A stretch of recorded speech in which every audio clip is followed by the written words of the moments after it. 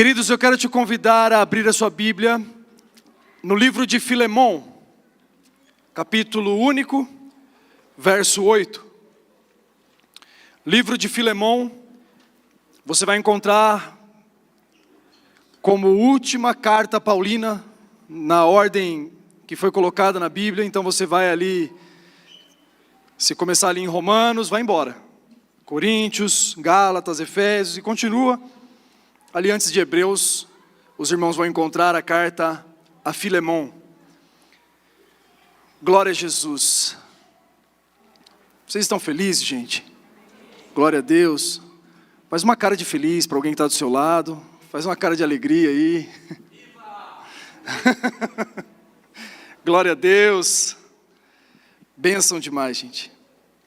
Onde o Espírito de Deus está, aí há liberdade. Filemon, verso 8. Todos encontraram?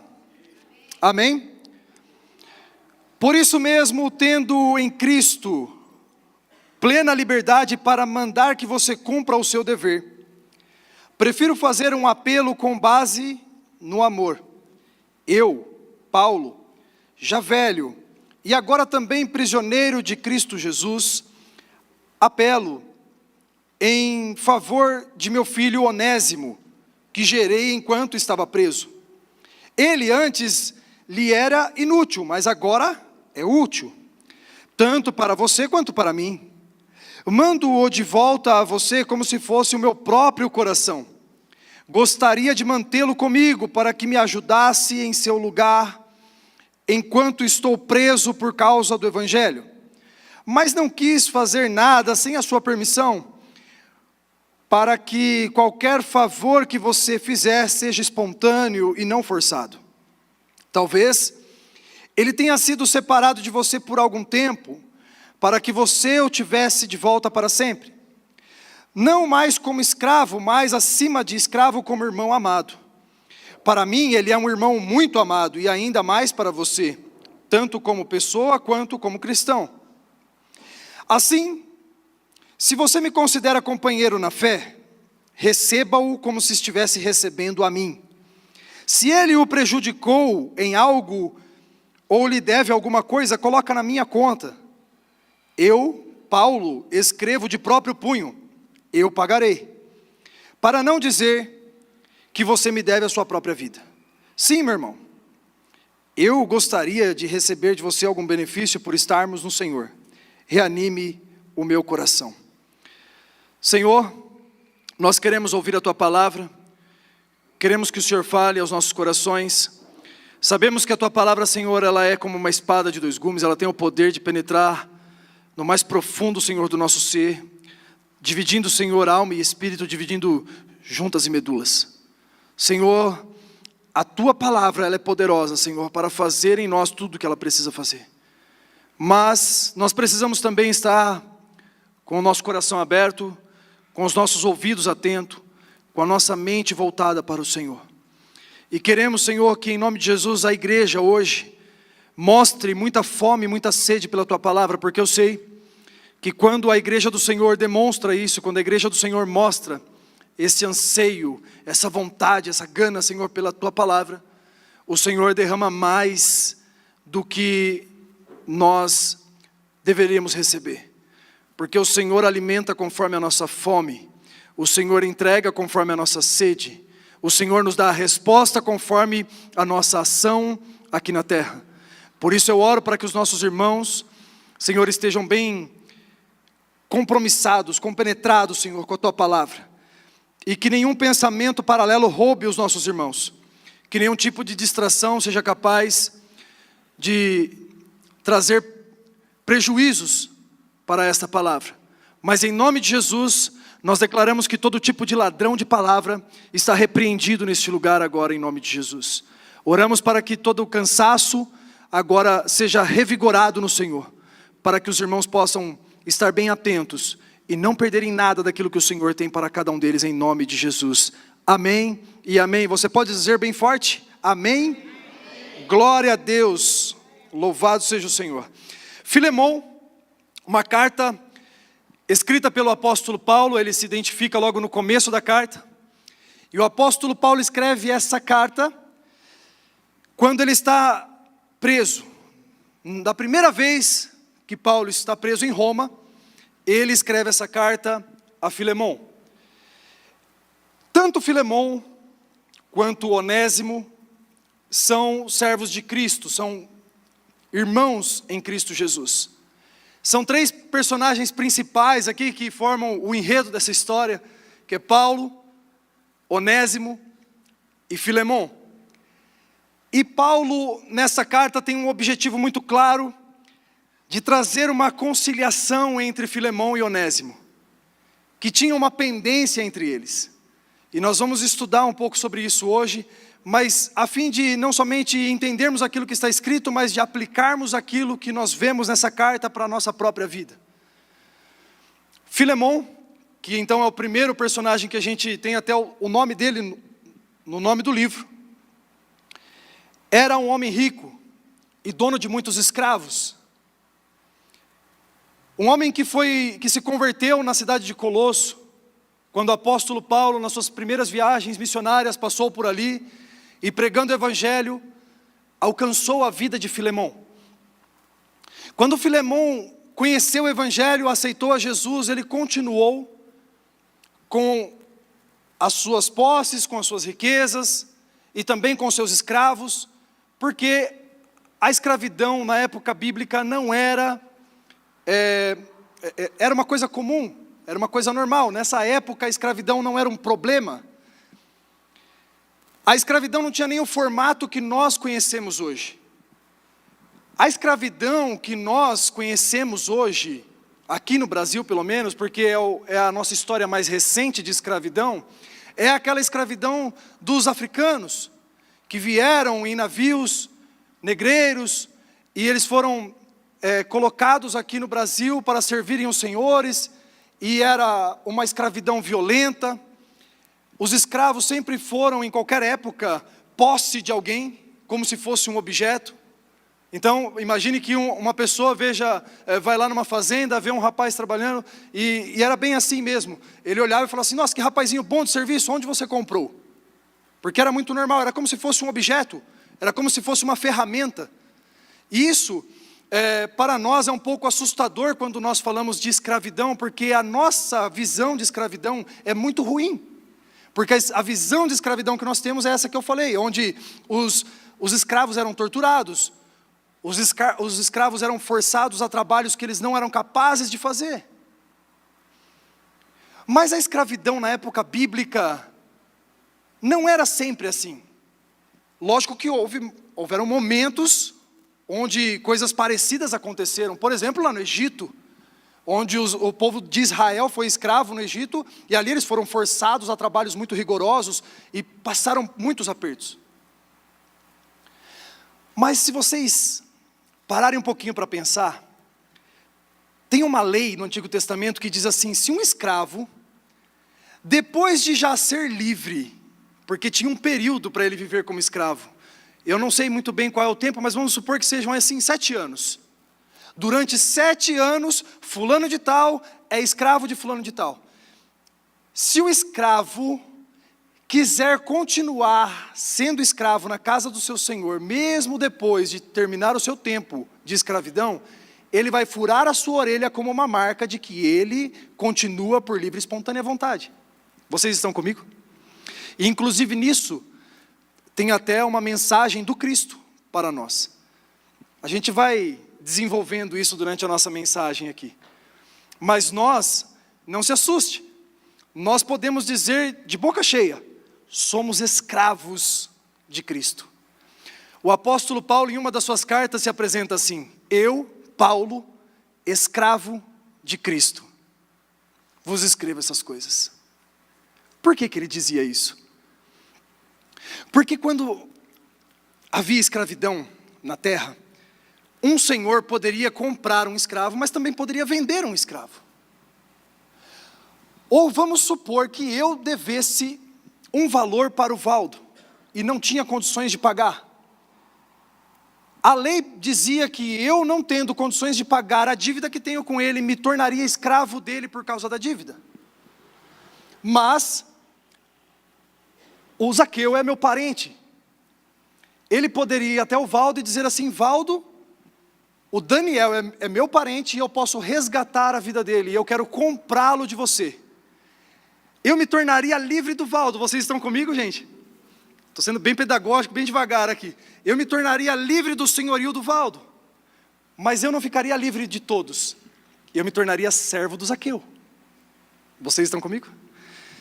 Assim também, quando Cristo nos comprou com o seu sangue precioso, porque Satanás, quando ele viu a nossa vida, Satanás colocou um preço, e Jesus, ele olhou para nós e viu o nosso valor, e uma coisa é bem diferente da outra. Quando Satanás colocou o preço, Jesus falou: eu pago o preço por eles. Então Jesus veio, pagou o preço do nosso pecado, e nós antes éramos escravos do pecado, mas agora nós nos tornamos escravos de Cristo Jesus.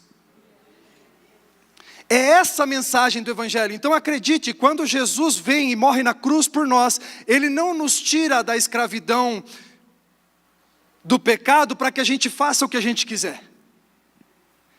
Ele nos comprou para que nós fôssemos seus. Ele nos comprou para que nós não sejamos mais escravos do pecado, mas que a gente seja escravo de Cristo Jesus.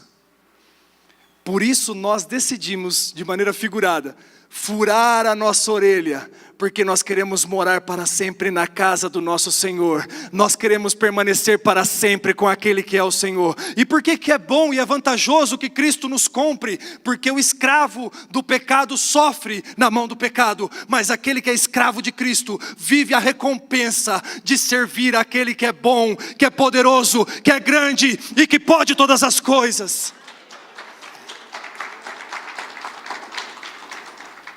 Por isso, para nós é vantajoso sermos encontrados por Cristo e o sangue dele ser derramado por nós e nós sermos comprados por ele. O que ocorre é que Filemão é este primeiro personagem que era um homem rico, era dono de escravos, mas era um crente muito sério, era um homem de Deus. O apóstolo Paulo começa ali, logo nos primeiros versículos, tecendo alguns elogios sobre a fé de Filemão. Eu, sinceramente, fico com um pouco de medo quando eu vejo o apóstolo Paulo começar amaciando. Porque um homem que já começa batendo em muitas cartas, ele começou bem nessa daqui. Eu falo assim, a bordoada vai ser maior ainda. Vocês já conhecem essa técnica, gente, de começar elogiando alguém quando você quer falar o defeito? Vocês estão comigo, gente? Alguém já praticou isso? Alisson, deixa eu falar uma coisa para você, meu irmão. Você é uma bênção, cara. Eu te amo, cara. Que prazer andar contigo. Aí eu venho depois e falo assim, só que tem um negócio. É assim ou não é, gente? A gente dá aquela rodeada, daquela amaciada. E o apóstolo Paulo fala assim, eu me alegro, meu coração se alegra em ver a sua fé, Filemão, porque você tem animado e reanimado os irmãos que estão desanimados. Glória a Deus pela sua vida, Filemão. Você é uma bênção. Aí eu falo, olha, o apóstolo Paulo que começa a carta aos Coríntios dizendo assim, dou graças a Deus porque não batizei nenhum de vocês. Começa falando desse jeito com Filemão, fala, vai ficar bom depois. Mas Filemão é tratado aqui, porque apesar de ter um elogio, com certeza esse elogio de Paulo não seria um elogio falso. É sincero, é verdadeiro e autêntico. E dá bom testemunho daquilo que de fato Filemão é, senão ele não faria. Então Filemão é um homem rico, dono de escravos, mas um crente sério. Mas homem de Deus não garante que, a gente não tem a garantia de que homem de Deus nunca vai errar. A gente tem a garantia de que homem de Deus, quando errar, vai se consertar. A gente não tem a garantia de que crente, depois que vai para Jesus, nunca mais vai cometer um erro. A gente tem a garantia de que a misericórdia de Deus vai visitar o crente quando ele tropeçar em alguma coisa e ele vai voltar para o caminho de santidade. E o que acontece aqui é que o terceiro personagem, a gente já falou de Paulo, vocês já conhecem, dispensa até apresentações. E a gente fala de Filemão, mas a gente vem para um terceiro personagem, Onésimo. Onésimo. Um escravo que fugiu do seu senhor. Quem era o senhor de Onésimo? Filemão. Em algum momento, sendo posse de alguém, ele fugiu.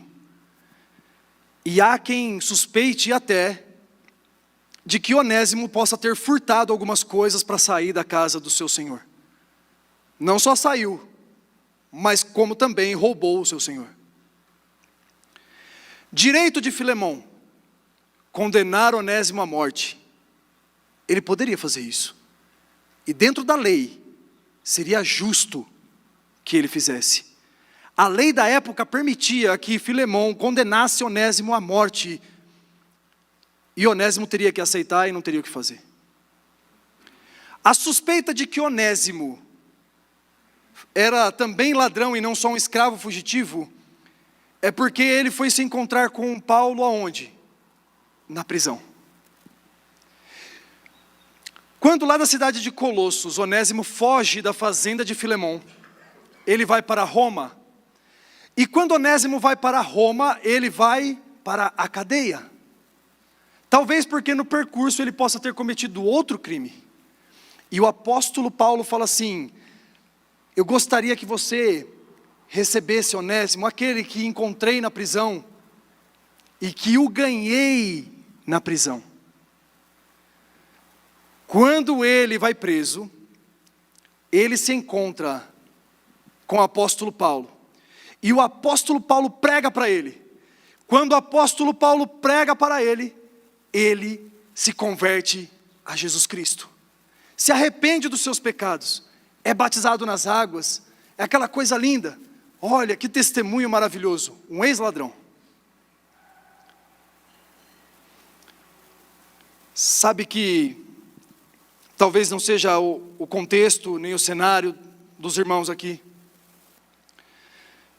Mas nós precisamos ter uma confiança muito grande no Senhor, de que a trajetória da nossa história está nos levando para o lugar de salvação. Não importa o que a gente passe. Seja qual for o passado, seja qual for a história. Eu imagino Onésimo tentando fugir do seu Senhor. E na fuga de um Senhor na terra, ele encontra o Senhor dos céus. Fugindo do Senhor da terra, ele tinha um plano. Ele falava: eu vou recomeçar a minha vida com uma outra identidade lá em Roma. Ninguém vai saber que eu era escravo, serei livre. Ainda mais que eu peguei uma coisa valiosa da casa do meu Senhor, eu vou vender isso aqui. Só preciso de um pouco mais de dinheiro para conseguir começar o meu plano de recomeçar a minha vida, mas não agora como escravo, mas agora como alguém que é livre. Mas ele dançou logo na primeira tentativa. Soldados romanos pegaram ele, lançaram na prisão. E Onésimo pensou: todos os meus planos foram frustrados. Ainda que o plano de Onésimo seja um plano mau, um plano perverso, eu quero lembrar os irmãos que às vezes aquilo que a gente planeja não está dando errado quando parece que está dando errado. Está dando certo do jeito de Deus. Porque você pode fazer planos que não são como o de Onésimo, querendo fugir, querendo roubar, querendo usurpar. Mas você faz os seus planos. Agora eu quero falar uma coisa para você: quando você fizer os seus planos e ele parecer que está dando errado, creia, ele não está dando errado, ele está dando certo do jeito de Deus. Porque Onésimo, depois de ter sido frustrado dos seus planos, ele teve um encontro com um homem que carregava um poder do Espírito Santo. Depois de se frustrar nos seus planos, ele encontrou um vaso de barro que tinha um tesouro de precioso valor dentro dele. Então aquele homem, chegando lá na cadeia, fala assim: meu, a casa caiu, não tem jeito. Ele é direcionado para uma cela, onde tem um homem já bem maduro, com seus cabelos brancos, que poderia estar ali sentado, ajoelhado, orando, falando com Deus. E aí Onésimo é colocado ao lado de Paulo. E aí a arapuca do Senhor está armada e está feita. Agora nós temos Filemão, Onésimo e Paulo como uma família só, mas uma pendência entre eles. Nós precisamos tomar cuidado de não carregarmos as pendências por muito tempo. E o apóstolo Paulo teve essa preocupação, porque antes ainda que Paulo fosse liberto, ele já escreveu essa carta a Filemão, porque ele pregou para Onésimo, Onésimo falou assim, eu aceito esse Jesus. Aí Paulo falou assim, ok, de onde você veio? Eu vim da cidade de Colosso, sou escravo de um homem chamado Filemão. Aí Paulo falou, Filemão, conheço demais Filemão. Filemão é meu irmão, ele não mora lá na rua tal, naquela fazenda assim, assim, assado? É lá mesmo. Então pronto, é do mesmo homem que a gente está falando. É meu irmão em Cristo. Mas por que você fugiu? Por isso. Ok, então tem uma pendência entre vocês. Tem uma demanda entre irmãos. Sabe quando Jacó enganou o seu irmão? Influenciado ali pela sua mãe, influenciado por sua mãe, ele engana o pai, engana o irmão. E ele fica muito tempo afastado do seu irmão, havia uma pendência entre eles. Havia um conflito que ainda não tinha sido solucionado entre eles. Quando Jacó soube que o seu irmão Esaú, depois de muitos anos, estava vindo ao seu encontro, ele falou assim, meu Deus do céu, o que eu vou fazer com isso agora? O meu irmão vai me matar. Aí ele fala assim para os seus servos, manda presentes antes de mim para tentar amaciar o coração do homem. Vai vendo se vocês conseguem segurar um pouco a bronca por mim aí. Aí eles vão, entregam presentes, e Esaú na verdade estava em paz. Quando eles se encontram, o conflito é solucionado. Quando eles se encontram, a pendência é resolvida. Por isso, meu irmão, não seja tardio em resolver as suas pendências espirituais. Não seja tardio em pedir perdão, em explicar o seu erro. Não como quem quer mostrar que você tem razão por ter errado, não, mas explicar para tentar mostrar para o teu irmão que você quer ganhá-lo para si. Marido, não seja tardio em se reconciliar com a sua esposa não seja tardia em se reconciliar com o seu marido. Pais, não sejam tardios em se reconciliar com seus filhos. Filhos, não sejam tardios em se converter aos seus pais. Nós não podemos arrastar por muito tempo as pendências, porque enquanto nós estivermos com pendências, enquanto nós estivermos carregando pendências, o nosso fardo vai ser pesado. Mas Jesus disse, o meu fardo é leve. Enquanto nós temos pendências, nós carregamos um peso que não é para carregarmos. Jesus disse, o meu fardo é leve. Você pode tomar posse dessa palavra repetindo e dizendo assim, Senhor Jesus, o teu fardo é leve e é suave. Mais uma vez, o teu fardo é leve e é suave. Glória a Deus. Agora nós esses dias atrás pregamos aqui sobre a corrida da fé e nós entendemos que peso atrapalha na corrida. E se nós carregarmos o peso das pendências espirituais, a nossa corrida vai ser prejudicada. Agora o apóstolo Paulo escreve uma carta então a Filemão, dizendo, Filemão, encontrei Onésimo. Talvez Filemão falasse assim, que bom, manda para mim aqui que eu preciso dar uma lição. Talvez a resposta pudesse ser essa. Não, traz de volta aqui para mim que agora a gente precisa acertar as contas. Vou pedir para ele me devolver o que levou embora daqui. Esse sem vergonha. Não. Na verdade, Filemão não teve um direito de resposta imediata porque não tinha à época o WhatsApp. Mas na carta, o apóstolo Paulo deixou poucas margens para Filemão. Sabe que a igreja do Senhor, ela nunca se opôs à escravidão. Uma coisa curiosa, a igreja de Atos, pelo menos, a igreja bíblica, nunca se opôs à escravidão. Porque era algo tão cultural, tão instalado na sociedade, era algo que fazia parte da configuração social da época, que ninguém via aquilo como um problema.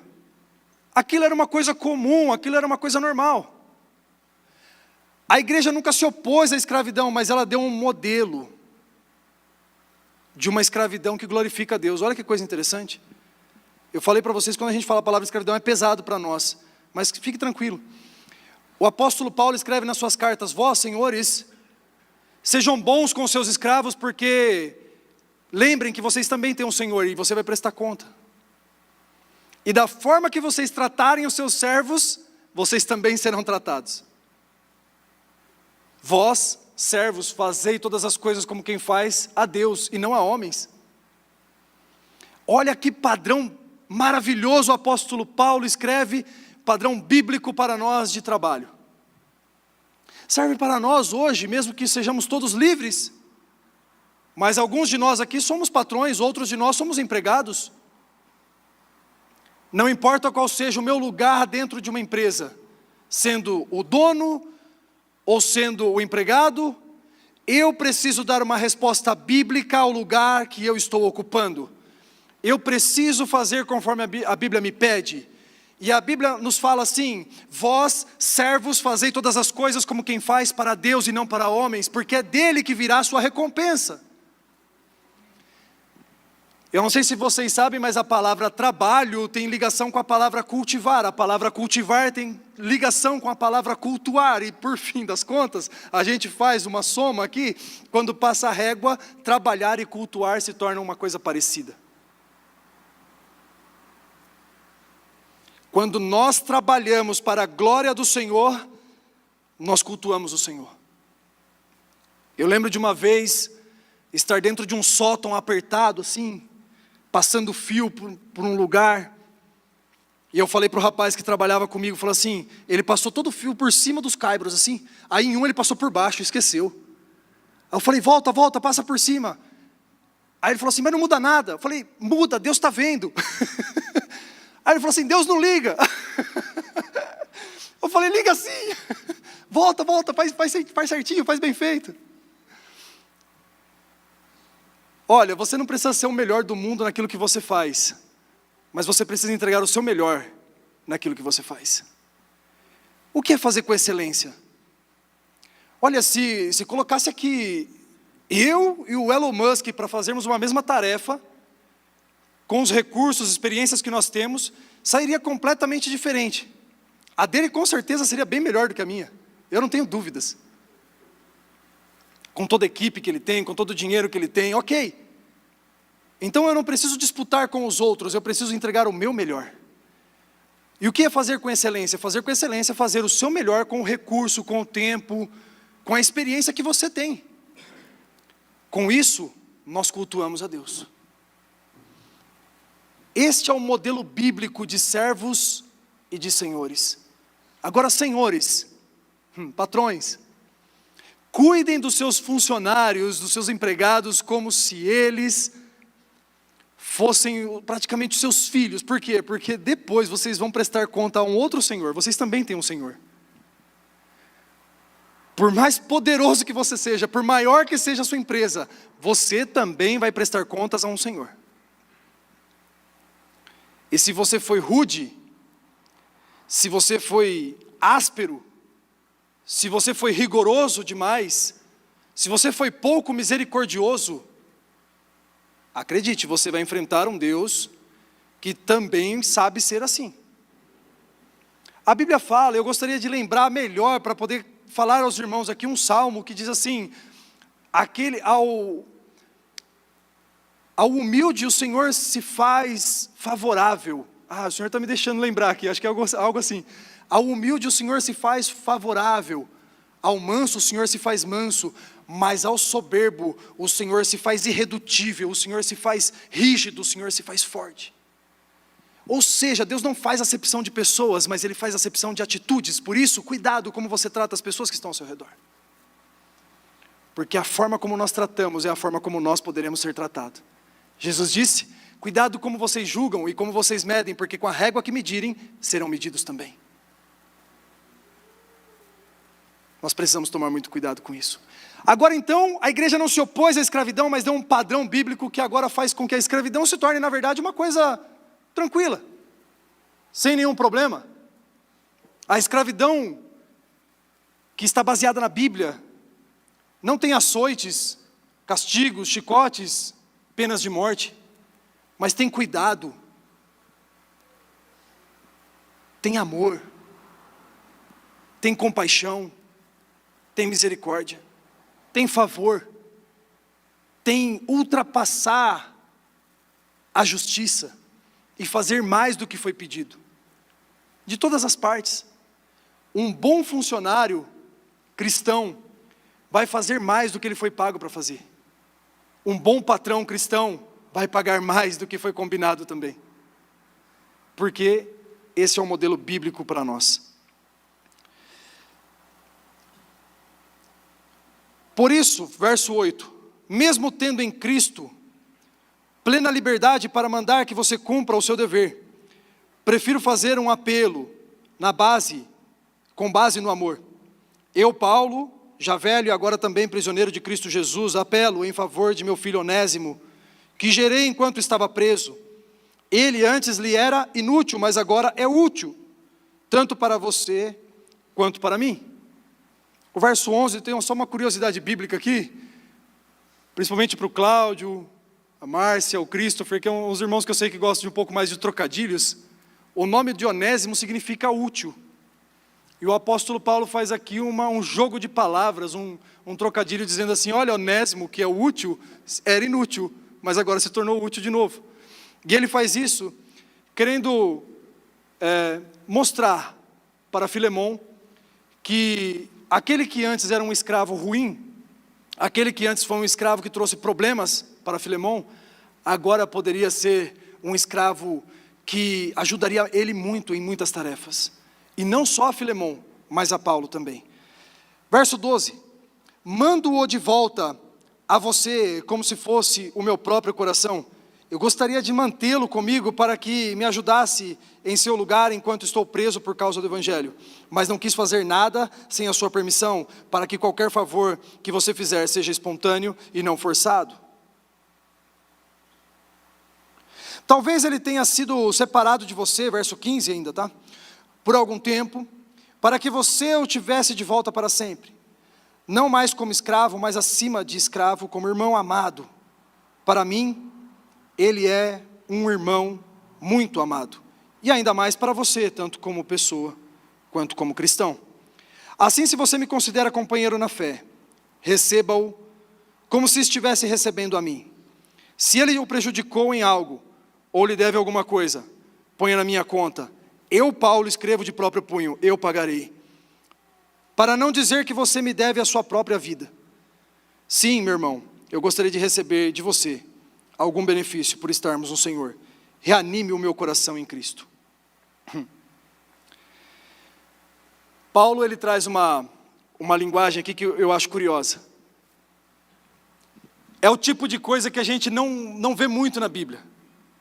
Mas aqui o apóstolo Paulo dá uma famosa carteirada. Sabe como é a carteirada?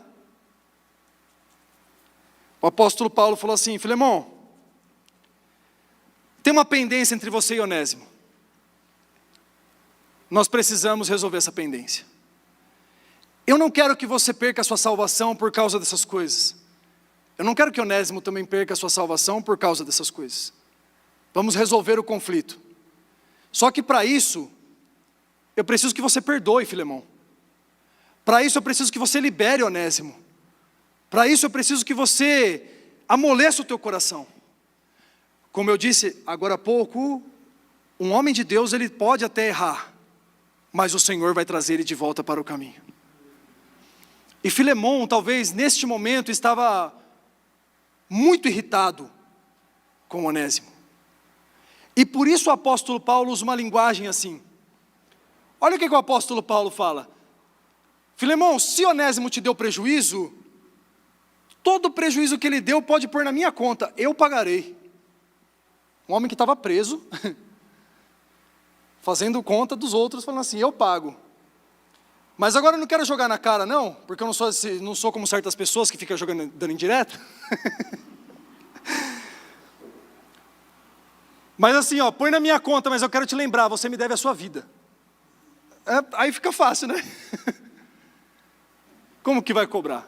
Imaginem vocês recebendo o apóstolo Paulo, falando assim, viu? Ô, irmã Maria, a senhora está a irmã fulana de tal está devendo para a senhora, não está? O apóstolo Paulo vem escrever para a senhora assim, faz favor, perdoa a dívida daquela irmã, sabe? Você olha para uma carta que o apóstolo Paulo escreveu para você e fala assim, e agora, como é que eu vou fazer? Como que eu vou resolver isso? E eu percebo que às vezes a linguagem ela pode ser exagerada, pode ser diferente, pode ser incomum, mas ela é necessária. E eu percebo que as linguagens que são incomuns, às vezes elas servem só para trazer equilíbrio. Deixa eu dar um exemplo para vocês. Jesus, quando ele esteve na terra, ele é chamado por Isaías de príncipe da... Vocês estão comigo? Qual que é o nome dele? Príncipe da... Aí o que ele fala para as pessoas? Não julguem que eu vim trazer a paz, eu vim trazer guerra. Vim trazer espada, separação entre irmãos, entre pais e filhos. Olha que loucura. Aí você fala, então a Bíblia se contradiz. Não, Jesus precisava falar aquela palavra para aquelas pessoas, porque naquelas pessoas tinha um desequilíbrio em relação a isso. Talvez aquelas pessoas fossem aquelas que só pensavam no paz e amor mesmo. Sabe aqueles que hoje tem ainda esse tipo de crente, né, que pensa que Jesus é tipo Bob Marley.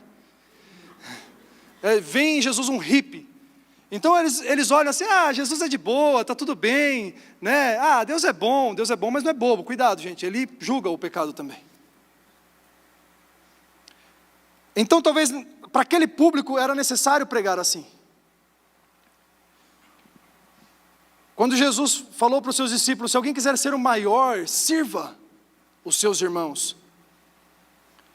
Mas aí quando ele está lá com Marta e Maria, Maria vem aos seus pés, não está servindo ninguém, Marta está servindo, aí ele diz o que para Marta? Marta, Maria escolheu a boa parte. Está contradizendo? Não, está trazendo equilíbrio, por quê? Porque a Marta era só serviço e nunca tinha devoção. Era só serviço e nunca parava para ouvir o Senhor. Era só trabalho, mas nunca parava para escutar o Senhor. Às vezes, a palavra é um pouco mais enérgica e muito mais direto ao ponto, por quê? Porque é necessário para que traga equilíbrio. E outra, o apóstolo Paulo sabia bem como funcionava Filemão. O jeito como eu falo com o Vitor é diferente do jeito como eu falo com o Gabriel. Porque cada um tem uma personalidade, uma história, uma experiência, um relacionamento diferente comigo. O apóstolo Paulo sabia até onde ele podia ir com Filemão. E por isso ele escreveu essas coisas. Mas a maior mensagem que existe na carta do apóstolo Paulo a Filemão é a obra de Cristo Jesus por nós. Porque nós todos éramos como Onésimo. Um homem miserável, pecador, caído, fugitivo de Deus, que devia uma conta que não podia pagar, e que nem sequer podia se dar como escravo, porque já era antes escravo e aí não tinha o que fazer. Um homem sem saída, um homem condenado à morte. E aí vem o nosso apóstolo Paulo, que é Jesus, e escreve uma carta para Deus falando assim, toda a conta que está no nome do Luiz, no nome do Daniel, no nome do Rafa, no nome da Gé, no nome do Alisson, pode pôr na minha conta que eu pago, Pai. E aí quando o sangue de Jesus é derramado, toda a escrita de dívida que nos era contrária foi cancelada para a glória de Jesus. Então nós que antes éramos inimigos de Deus, nos tornamos agora seus amigos. Abra comigo lá em Romanos no capítulo 5.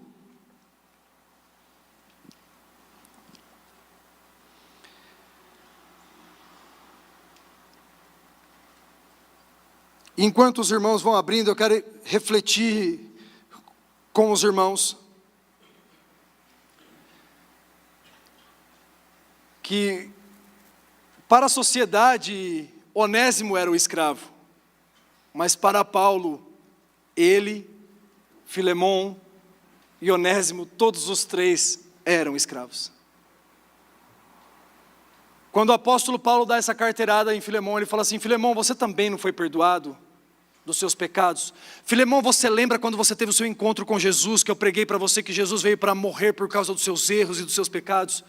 Naquele momento você lembrou de tudo que você fez de errado, e eu falei, fica tranquilo, Jesus pagou o preço, viva uma vida nova. Tudo que está no passado se tornou passado, e a partir de agora você se torna nova criação. As coisas velhas se passaram e eis que tudo se fez novo. Você lembra, Filemão, desse dia? Você lembra, Filemão, no dia que eu te apresentei Jesus, você me confessou os seus pecados, e eu te batizei em nome do Pai, do Filho e do Espírito Santo, e a partir daquele dia, todo o seu passado pecaminoso ficou para trás? Você se lembra que quando você teve a consciência do seu pecado, você percebeu que você estava condenado à morte e que não tinha saída para você? Filemão, você lembra que quando eu preguei para você, e você lembrou do seu pecado, você sabia que não tinha mais jeito para a sua vida também? Pois é, agora exerça aquilo que eu exerci contigo. Agora faça aquilo que Jesus fez por você.